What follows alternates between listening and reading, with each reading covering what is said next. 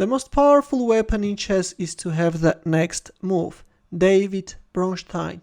Hello chess lovers, Suren here, and in this video I would like to share with you another hyper-aggressive attacking game played by the 8th world chess champion Mikhail. His opponent is Chilean international master Rene Letelier Martner, and the game was played in 1963 at the second Capablanca Memorial. But before starting our game, if you are new to my channel, consider subscribing in order not to miss my future uploads. And now without further ado, let's get started with our game and see what happened on the board. Tal opened up with e4 and Letelier responded with e5, knight f3, knight c6, bishop b5, we have the Rui Lopez a6, Morphy defense, bishop a4 and d6, black is choosing the modern Steinitz defense.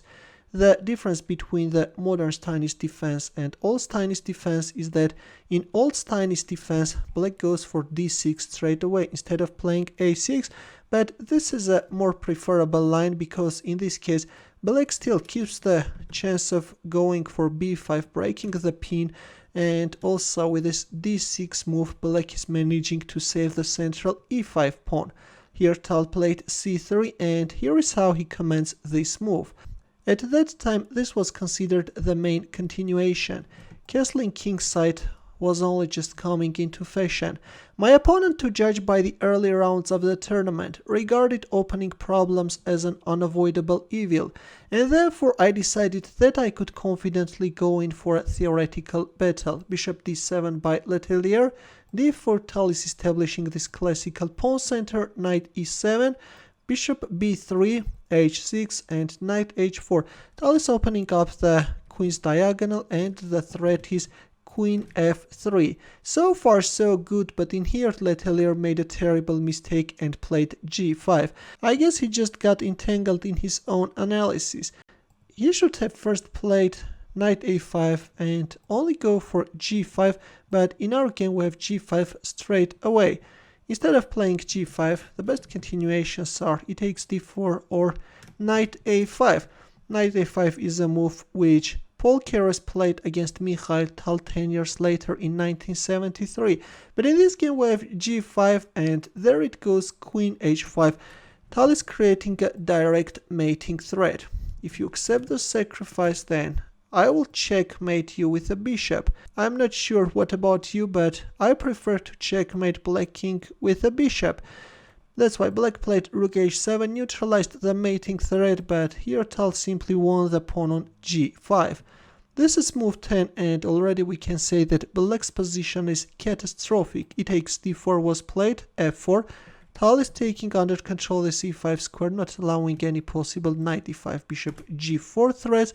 Queen c8, but still black is creating that nasty threat which can allow black to trap white queen. That's why Tal neutralized that light squared bishop as well, this time by playing f5, d takes c3, knight takes c3, knight e5 and bishop f6. Yes, Tal allows black to announce that check, but that won't give black anything. If knight g8 then bishop g5, still white has a very dangerous attack.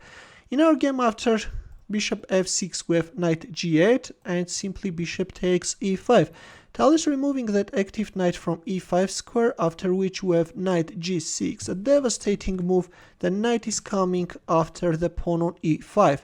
Of course, capturing on g6 can't be played because of this queen g6 check, and yes, black's position is hopeless. That's why black played bishop d6, protected the pawn on e5, but in here Tal made another fascinating move. Can you find his next move?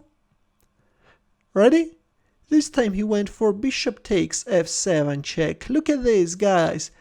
Now if rook takes f7, then knight h8 can finish up black. This queen is just out of the game and can't support his pieces. That's why after bishop takes f7, black accepted the bishop sacrifice and won it with the king and knight d5 by Tal.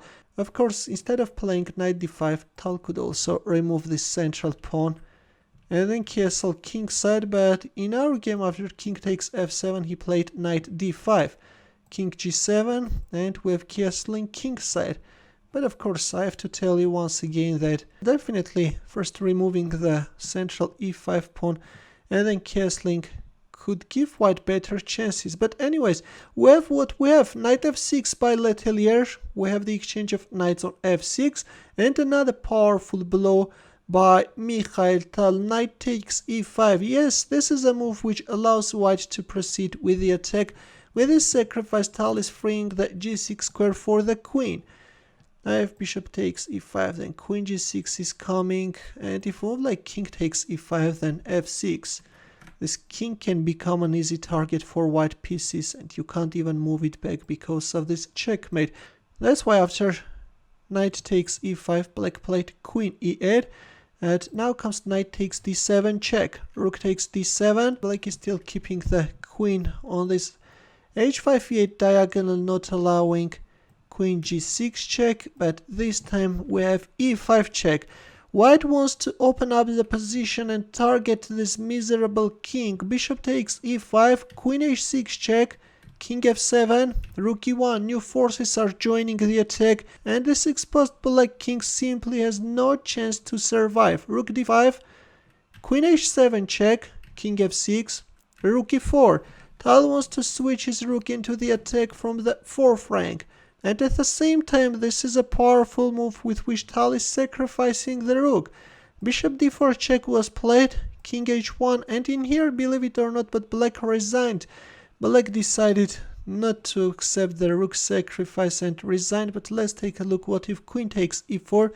Then in this case, queen g6 check is coming. If king e7, then f6 check, and black is losing his queen, or if king e5, then queen e6 checkmate.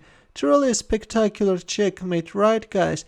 This black king surrounded by his own pieces is getting killed. Another very aggressive game by Mikhail Tal.